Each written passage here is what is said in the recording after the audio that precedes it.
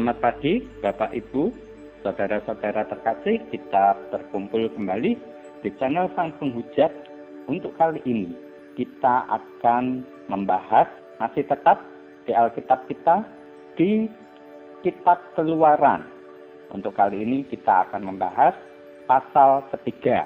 Sebelum kita mulai membahas ayat per ayat dari Kitab Keluaran pasal 3 ini, ada baiknya kita sedikit menelaah, kita melihat kembali apa yang telah kita baca dari pasal-pasal sebelumnya, mungkin juga dari kitab sebelumnya. Jika kitab sebelumnya adalah kitab Kejadian, di mana diceritakan bermacam-macam mengenai penciptaan dan sebagainya, hingga sampai pada terakhirnya keturunan dari Yakub, 12 anak laki-laki dan 1 anak perempuan yang hidup numpang di Mesir karena adanya bencana kelaparan.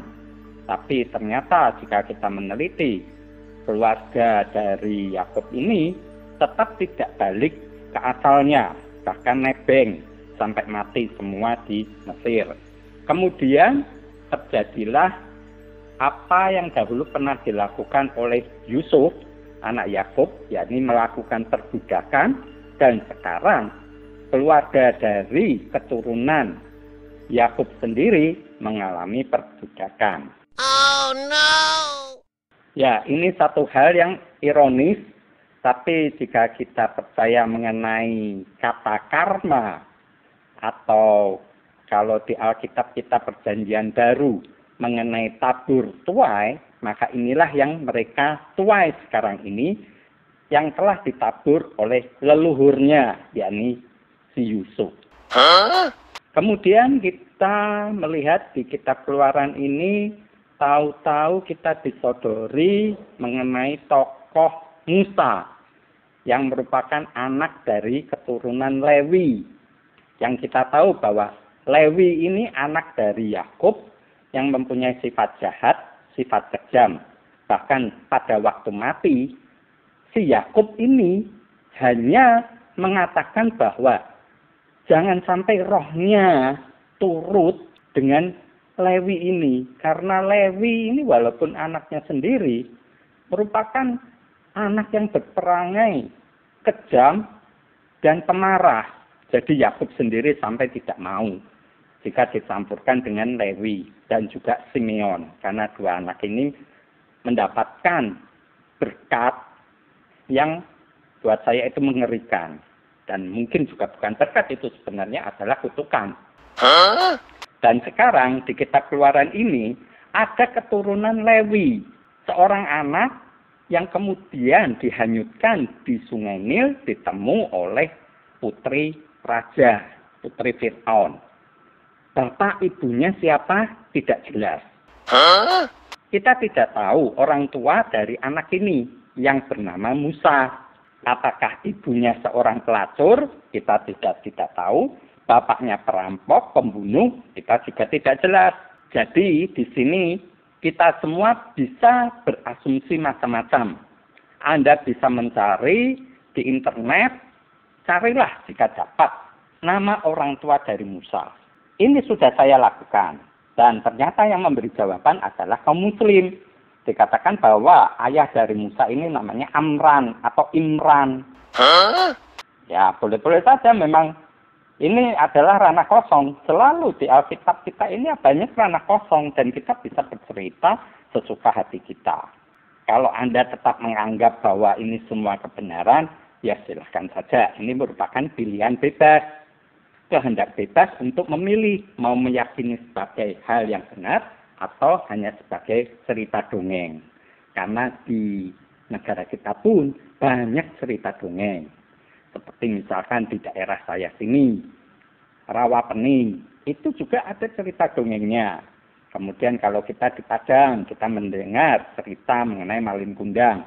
Ada dongengnya, bahkan batunya pun bisa berwujud. Begitu juga di tempat saya, Rawapening ini, tempatnya juga ada. Dan kita bisa membuat cerita bermacam-macam. Anehnya adalah justru dongeng orang Yahudi disiarkan, dibawa oleh orang-orang bule, orang-orang Eropa di sebarkan ke seluruh dunia, termasuk ke negara kita, dan kita percaya.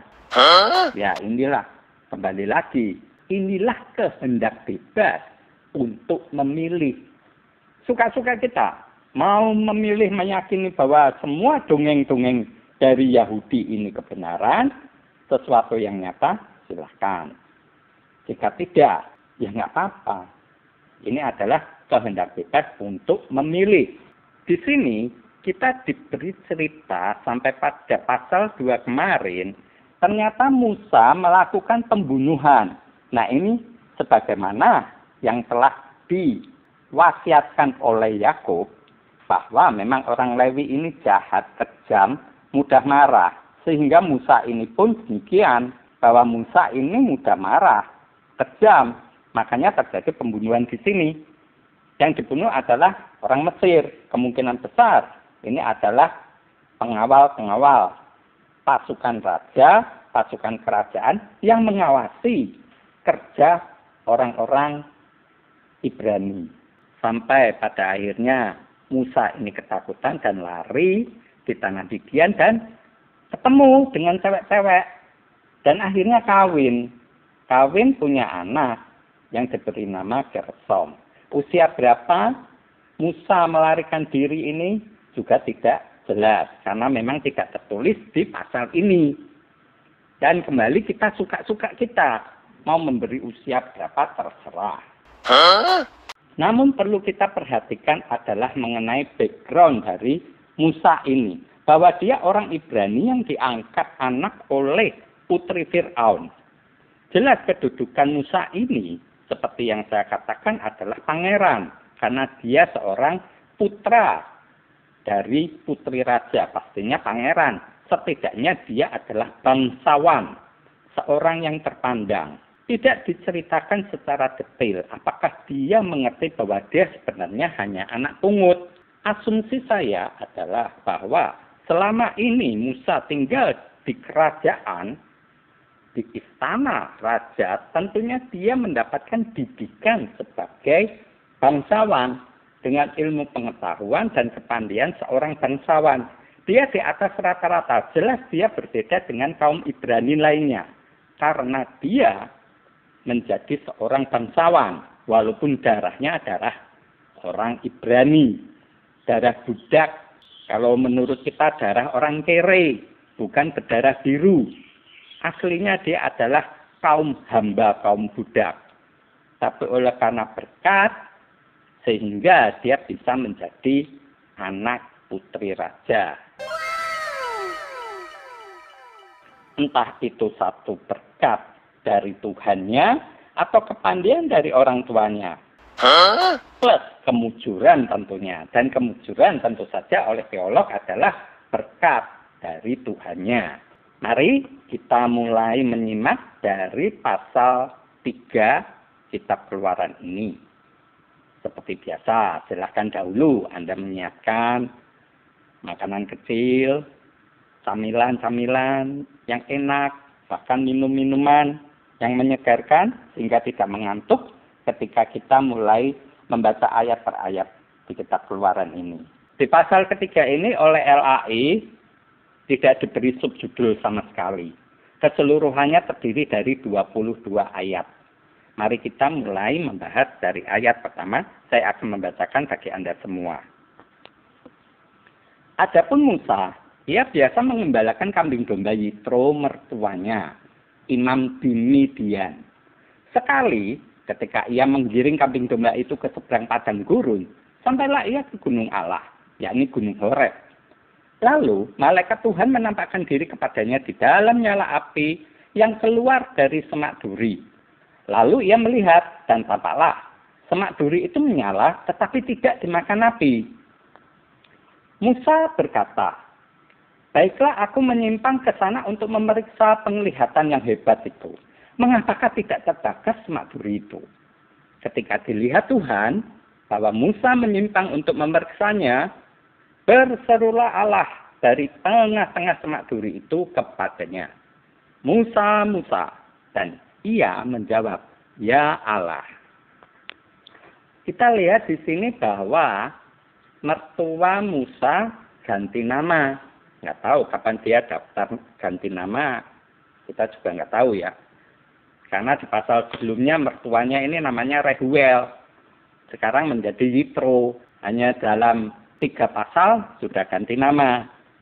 Ya, oke-oke aja. Mungkin penulisnya lupa bahwa sudah mencantumkan nama dari mertua Musa ini. Bahwa yang pertama namanya Rehuel, sekarang mengganti Yitro. Atau mungkin juga ini sebutan. Ya, nama alias. Pertama namanya Joko. Aslinya namanya Joko kalau di KTP. Tapi teman-temannya manggilnya Gemblung.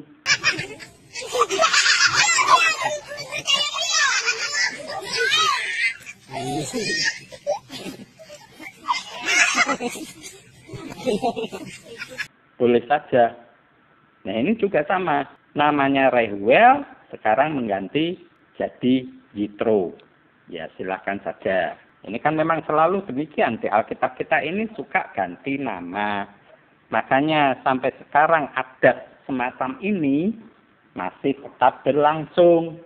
Dan itu sah-sah saja.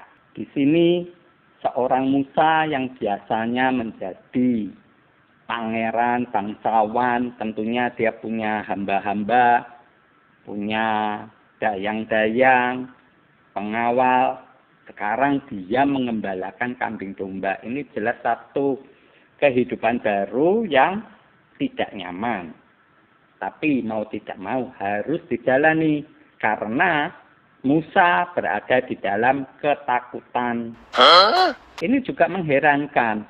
Jika dia melarikan diri dari Mesir.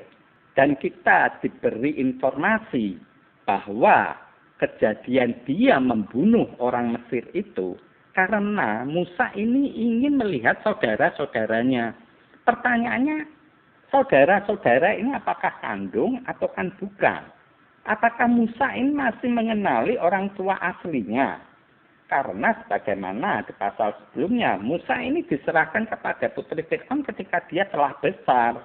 Telah besar ini apakah dengan pengertian bahwa Musa ini sudah tahu ayah ibu aslinya? Nah kita nggak jelas, nggak detail di sini. Jadi tahu-tahu Musa melarikan diri karena telah dewasa.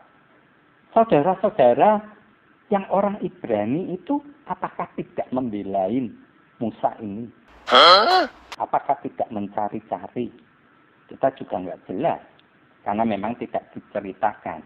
Segitu banyaknya orang Ibrani. Bahkan di pasal sebelumnya kita disodori informasi bahwa orang Ibrani ini lebih banyak daripada orang Mesir. Nah, itu luar biasa memang. Luar biasa bohongnya maksud saya.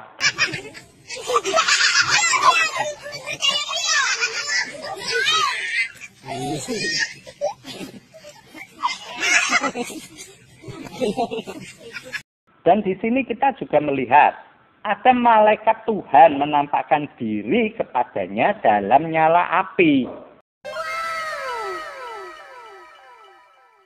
Saya diberi informasi bahwa apabila di dalam Alkitab kita tertulis kata malaikat dengan huruf besar, maka itu berarti Tuhan sendiri.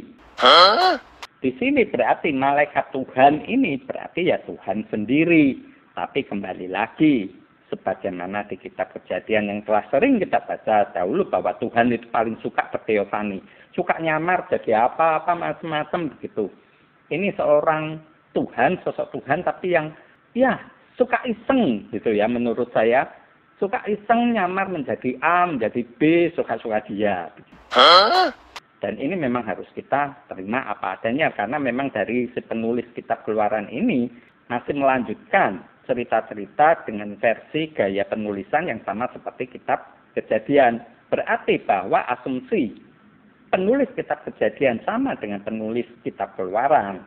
Ya sah-sah aja karena memang gaya penulisannya, cara berceritanya pun masih tetap sama.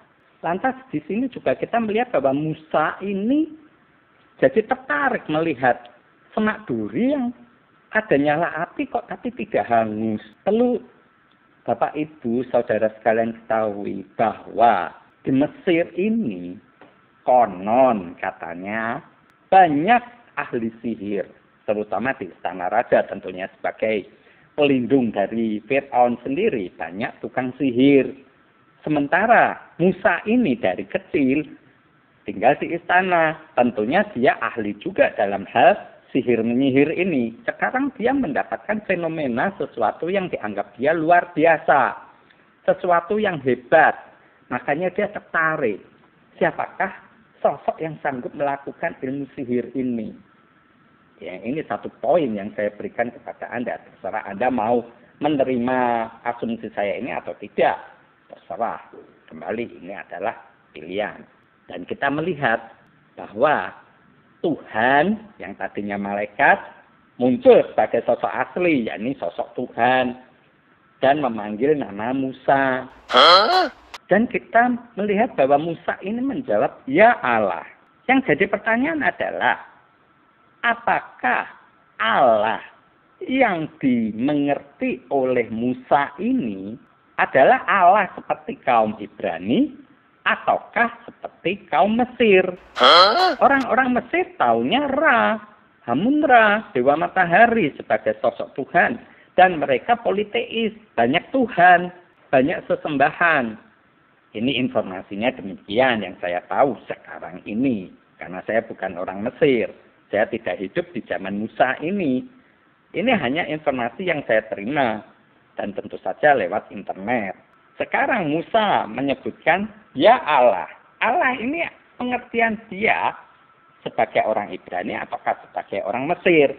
Kalau sebagai orang Ibrani, kapan dia belajar? Kalau dia sebagai orang Mesir, tentunya dia menganggap ini adalah dewa matahari sebagai sosok sesembahan yang tertinggi untuk kaum Mesir. Nah, ini kita juga nggak jelas. Tapi di sini tertulis, "Ya Allah." Ketika Musa menjawab. Kita lanjutkan di ayat kelima. Lalu ia berfirman, "Janganlah datang dekat-dekat. Tanggalkanlah kasutmu dari kakimu, sebab tempat di mana engkau berdiri itu adalah tanah yang kudus." Lagi ia berfirman, "Akulah Allah ayahmu, Allah Abraham, Allah Ishak, dan Allah Yakub." Lalu Musa menutupi mukanya sebab ia takut memandang Allah. Kita melihat di sini bahwa Tuhan melarang Musa untuk mendekati tempat tersebut di mana ada semak yang terbakar, ada nyala api, tapi tidak hangus. Dan dikatakan tempat itu adalah tanah yang kudus. Dan Tuhan ini mengatakan, "Akulah Allah ayahmu, Allah Abraham, Allah Ishak, dan Allah Yakub." Lantas, apakah Musa ini benar-benar tahu siapa orang tuanya? Nah, ini satu cerita yang janggal menurut saya. Apakah Musa di dalam kehidupannya sebagai seorang pangeran, dia masih bergaul akrab dengan ayah ibunya yang orang Ibrani yang budak? Bayangkan pangeran datang bertandang ke tempat budak yang merupakan orang tuanya. Sementara kita tahu bahwa budak melakukan pekerjaan ya sebagai budak, di mana mereka disuruh membuat batu bata. Lantas, bagaimana tindakan seorang anak yang melihat orang tuanya diperlakukan demikian? Ini jelas cerita yang susah untuk saya terima. Kalau memang Musa ini masih berhubungan dengan orang tuanya. Tetapi berbeda ketika dia tinggal di istana raja bersama ibunya seorang putri raja, dan terputus hubungan dengan kaum Ibrani. Tapi ini akan disanggah bahwa di pasal sebelumnya, Musa mengenal bahwa dia adalah orang Ibrani. Ini sungguh satu cerita yang memang sangat konyol. Coba deh Anda melakukan satu perenungan bagaimana cara kita melakukan detail dari cerita ini. Ini hanya kerangkanya saja, tapi kita harus mengisi secara detailnya. Ini yang menurut nalar saya belum sanggup untuk memberikan penalaran ini. Pasti selalu ada kontradiksi di dalam diri Musa ini.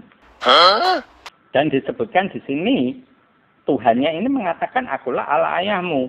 Sementara Musa tahu bahwa sesembahan orang Mesir adalah dewa matahari, berbeda dengan sesembahan orang Ibrani. Dan dikatakan, tanah di mana kejadian ini berlangsung adalah tanah yang kudus. Ini adalah tanah Midian. Tanah Midian ini adalah tanah milik dari Abraham. Anak Abraham adalah Midian, yang merupakan anak dari Ketura, bukan dari Sarah. Sarah adalah Ishak. Ini adalah tanah kudus milik Midian, keturunan Ketura. Tuhannya turun ke situ. Ini milik orang Midian, tanah yang kudus. Tanah Abraham yang lain, yang terutama dijanjikan terhadap Ishak dan Yakub di mana? Malah justru tanah kudusnya ada di Midian, keturunan dari Ketura, bukan dari Sarah. Oh no! Lihat, cerita ini demikian kacaunya. Ya, tapi ya sudahlah. Ini yang saya jelaskan kepada Anda. Soal Anda mau menerima penjelasan ini atau tidak, kembali pada pilihan bebas. Kita lanjutkan di ayat ke-7. Dan Tuhan berfirman, Aku telah memperhatikan dengan sungguh kesengsaraan umatku di tanah Mesir, dan aku telah mendengar seruan mereka yang disebabkan oleh pengerah-pengerah mereka. Ya, aku mengetahui penderitaan mereka. Sebab itu aku telah turun untuk melepaskan mereka dari tangan orang Mesir dan menuntun mereka keluar dari negeri itu ke suatu negeri yang baik dan luas. Suatu negeri yang berlimpah-limpah susu dan madunya, ke tempat orang Kanaan, orang Het, orang Amori, orang Feris, orang Hewi, dan orang Yebus. Sekarang, seruan orang Israel telah sampai kepadaku. Juga telah kulihat betapa kerasnya orang Mesir menindas mereka. Jadi sekarang pergilah, aku mengutus engkau kepada Fir'aun untuk membawa umatku orang Israel keluar dari Mesir. Lihatlah di sini Tuhan memberikan pernyataan. Dia memperhatikan kesengsaraan umat Ibrani di tanah Mesir, mendengar seruan, dan melihat penderitaan mereka. Kok baru sekarang ya? Selama ini si Tuhan ini kenapa? Ada apa dengan si Tuhan ini? Nah, itu kan pertanyaan juga.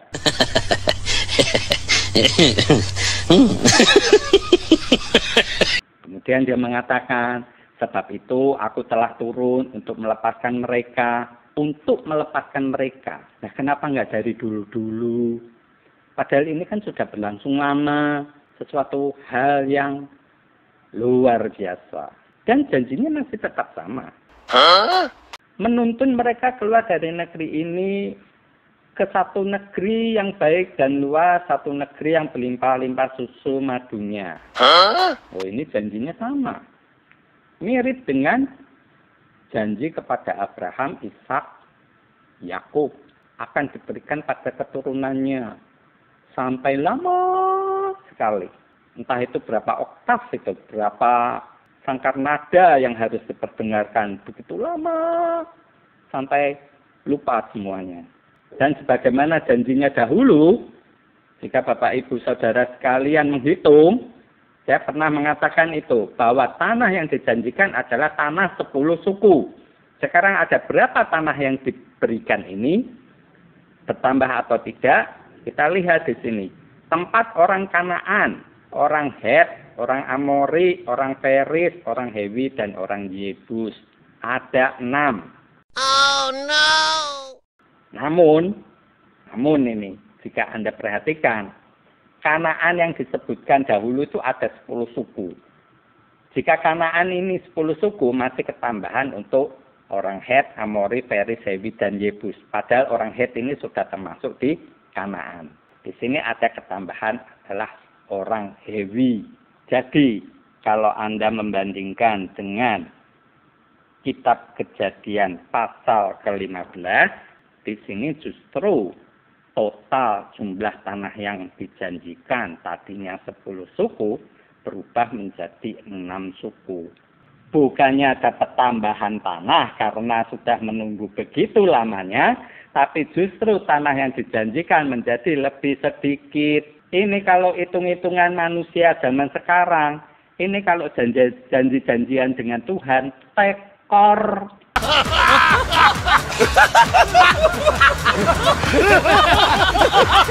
Ini orang Cina ngomong si pun rugi.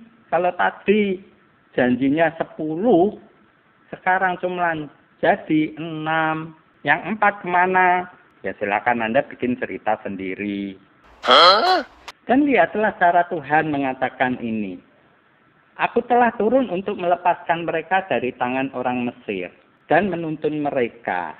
Tapi di ayat ke-10-nya, pergilah aku mengutus engkau kepada Fir'aun.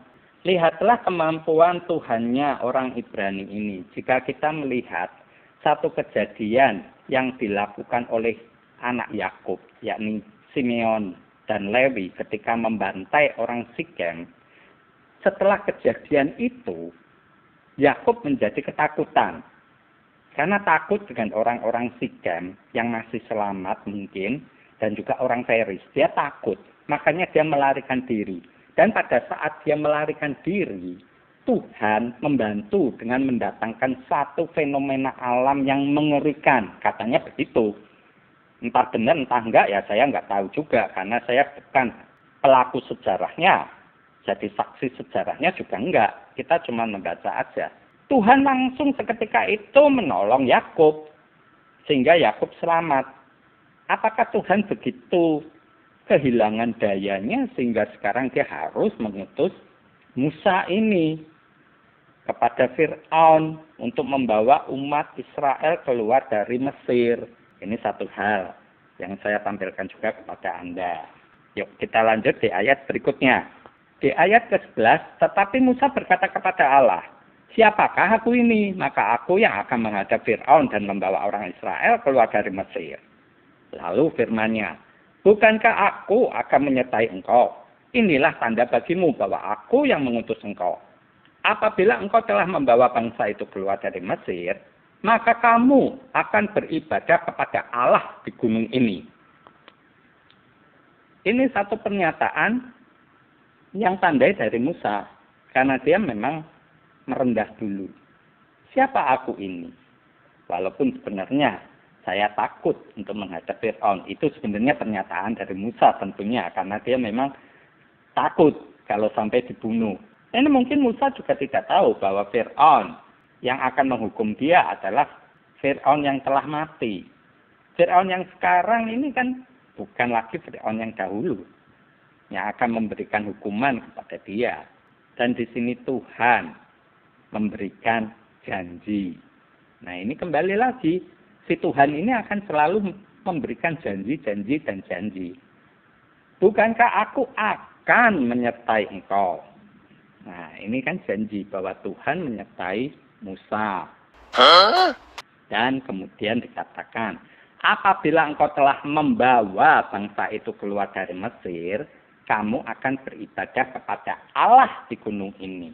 Berarti Musa ini akan membawa keluar sampai di gunung ini, di gunung Horeb ini. Sehingga mereka bisa beribadah di gunung ini, di gunung Horeb di tanah Midian ini.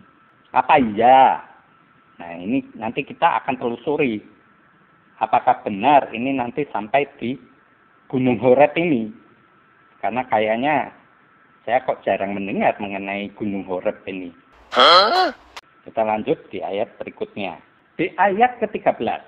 Lalu Musa berkata kepada Allah, tetapi apabila aku mendapatkan orang Israel dan berkata kepada mereka, Allah nenek moyangmu telah mengutus aku kepadamu.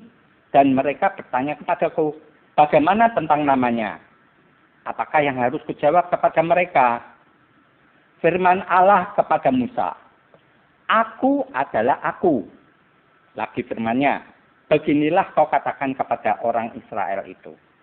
Akulah aku, telah mengutus aku kepadamu. Selanjutnya berfirmanlah Allah kepada Musa, beginilah kau katakan kepada orang Israel. Tuhan, Allah nenek moyangmu, Allah Abraham, Allah Ishak dan Allah Yakub, telah mengutus aku kepadamu. Itulah namaku untuk selama-lamanya dan itulah sebutanku turun-temurun. Pergilah, kumpulkanlah para tua-tua Israel dan katakanlah kepada mereka, Tuhan, Allah nenek moyangmu, Allah Abraham, Ishak dan Yakub telah menampakkan diri kepadaku serta berfirman, aku sudah mengindahkan kamu, juga apa yang dilakukan kepadamu di Mesir. Jadi aku telah berfirman, aku akan menuntun kamu keluar dari kesengsaraan di Mesir, menuju ke negeri orang Kanaan, orang Het, orang Amori, orang Feris, orang Hewi, dan orang Yebus, ke suatu negeri yang berlimpah-limpah susu dan madunya. Di sini kita juga melihat kecerdikan dari Musa ini. Dia ingin menanyakan siapa nama Tuhan ini. Karena dia tahu bahwa sesembahan yang selama ini dia kenal adalah Ra. Orang Mesir menyebut nama Tuhannya yaitu Ra. Dan ini memang berbeda dengan sesembahan orang Ibrani. Sekarang si Tuhan ini ingin memboyong orang Ibrani ini keluar dari Mesir. Kalau ditanya namanya siapa? Nah ini jelas Musa sendiri mempunyai sesembahan yang berbeda.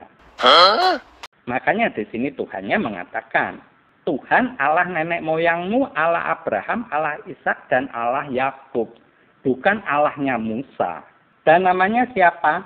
Aku adalah aku. Nah ini kan satu cerita komedi dagelan Sri Mulat yang dulu sering saya tonton, kalau sekarang sudah nggak ada. Ya begitu, jawabannya bulat begitu ya, muter-muter nggak karuan. Namanya siapa? Aku. Siapa namanya? Aku. Aku siapa? Aku adalah aku.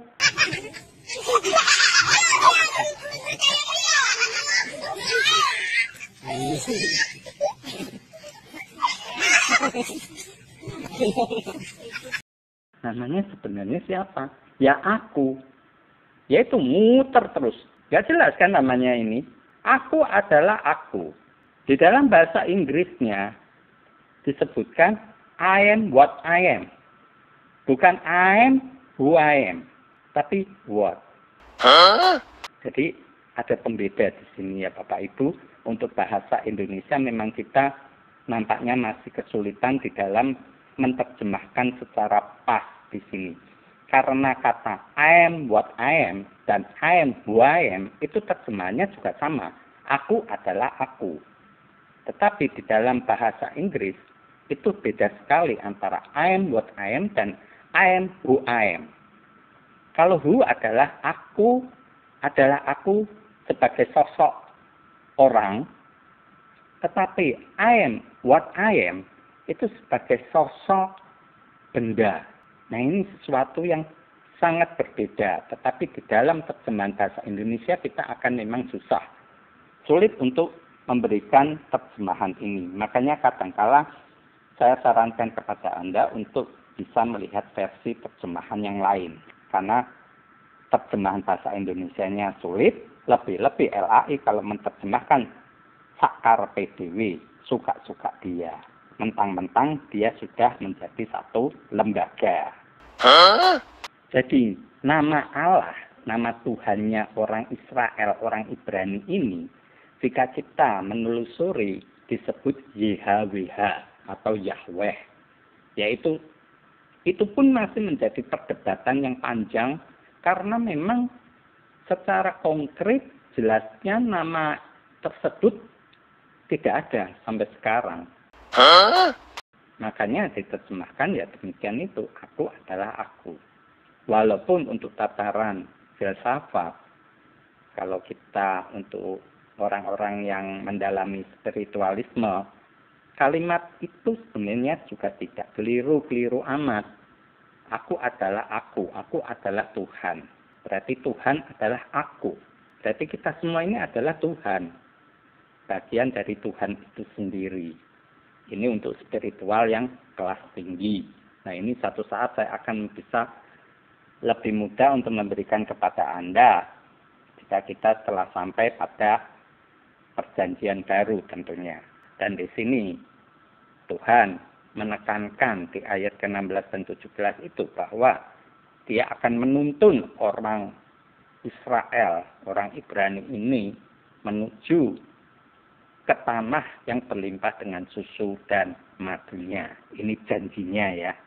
Janjinya Tuhan kepada orang-orang Israel yang ada di Mesir untuk bisa mendapatkan negeri orang Kanaan, orang Het, orang Amori, orang Feris, orang Hewi, dan orang Yebus berlimpah-limpah susu dan madunya. Apakah benar demikian? Kita bisa lihat nanti. Kita lanjut di ayat ke-18. Dan bila mana mereka mendengarkan perkataanmu, maka engkau harus beserta para tua-tua Israel pergi kepada Raja Mesir. Dan kamu harus berkata kepadanya, Tuhan, Allah orang Ibrani telah menemui kami. Oleh sebab itu, izinkanlah kiranya kami pergi ke padang gurun 3 hari perjalanan jauhnya untuk mempersembahkan korban kepada Tuhan Allah kami.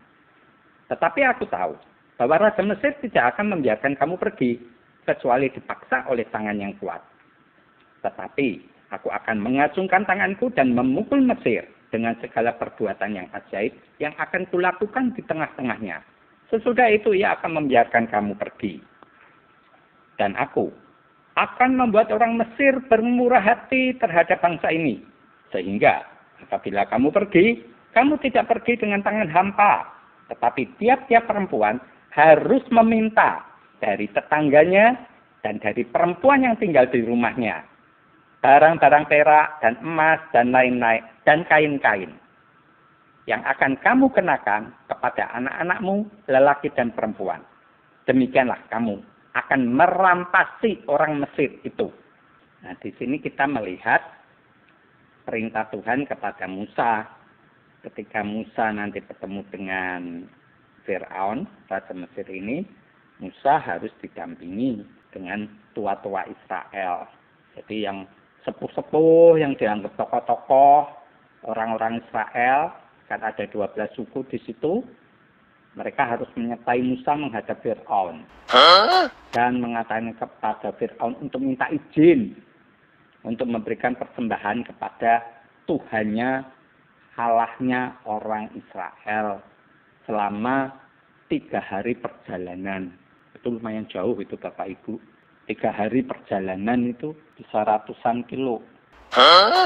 Dan di sini Tuhannya ini telah tahu. Beda ya dengan yang dulu-dulu sering kita baca di kitab Kejadian. Tuhan sering tidak tahu dan sering lupa. Di sini tiba-tiba jadi tahu. Tetapi aku tahu bahwa Raja Mesir tidak akan membiarkan kamu pergi. Oh, ini Tuhannya ngerti sekarang. Tambah pinter. Dan dia akan memberikan pertunjukan yang ajaib. Nah, itu supaya bangsa Israel ini nanti bisa keluar dari Mesir. Yang mengerikan adalah di ayat-ayat terakhir bahwa orang-orang Israel ini harus merampasi orang Mesir. Ini sungguh satu perintah yang aneh menurut saya, bahwa Tuhannya orang Israel ini menyuruh melakukan penjarahan. Tuhan macam apa ya? Oh no! Namun ya inilah yang tertulis di Alkitab ini, bahwa memang Tuhannya orang Israel memerintahkan kepada orang-orang Israel ini ketika saat mau keluar dari Mesir harus meminta dari tetangganya dan dari perempuan yang tinggal di rumahnya barang-barang perak dan emas dan kain-kain. Kamu akan merampasi orang Mesir itu. Ya, satu perintah yang menurut saya ini keterlaluan lah. Ya mungkin ini hanya asumsi saya bahwa ini sebagai bayaran dari apa yang telah dilakukan orang Mesir terhadap orang Israel. Dengan melakukan penindasan, makanya sekarang orang Israel melakukan perampasan. Impas kalau begitu. Dan inilah yang memang dipahami oleh orang-orang Israel sampai saat ini, karena ini aturan yang membuat Musa. Konon katanya demikian. Mata ganti mata, gigi ganti gigi, nyawa ganti nyawa. Jadi itu yang dianggap keadilan, karena memang Tuhannya menyuruh demikian. Ini sejak awal pertemuan dari Musa Musa ketemu dengan Tuhannya orang Israel. Allahnya Abraham, Ishak, Yakub yang suka janji. Nah ini, sekarang Allahnya ini menyuruh melakukan perampasan. Ya, tinggal kita mau terima atau tidak. Inilah yang tertulis 22 ayat dari kitab Keluaran pasal 3. Bapak, Ibu, Saudara sekalian, kita telah selesai membacanya dan mencoba untuk meneliti, mengerti maksud dari tiap-tiap ayat ini dari keseluruhan pasal 3 ini. Satu bentuk cerita, narasi yang disodorkan kepada kita mengenai kejadian terhadap sosok manusia yang bernama Musa ketika dia bertemu dengan Tuhannya, dengan Allahnya, dan sekarang dia diutus untuk menghadap kepada Fir'aun untuk memberikan kebebasan kepada bangsa Israel. Bagaimana kejadian selanjutnya? Ya, kita akan menganalisa di episode yang mendatang. Sebagai penutup, saya mengucapkan banyak terima kasih untuk perhatian yang telah Anda curahkan di channel Sang Penghujat ini. Semoga kita semua tetap diberi kewarasan di dalam menggunakan otak kita, nalar kita semakin cerdas, dan tidak gampang dibohongi. Jangan sampai Anda dibohongi teolog manapun. Begitu juga dengan ocehan-ocehan saya ini. Jangan langsung diterima begitu saja. Mohon segera dianalisa, direnungkan. Karena jelas-jelas apa yang saya sampaikan selalu bertentangan dengan apa yang diberikan oleh para pendeta. Sekian dahulu, Bapak Ibu Saudara sekalian. Sekali lagi terima kasih. Dan kita bertemu di episode mendatang. Shalom.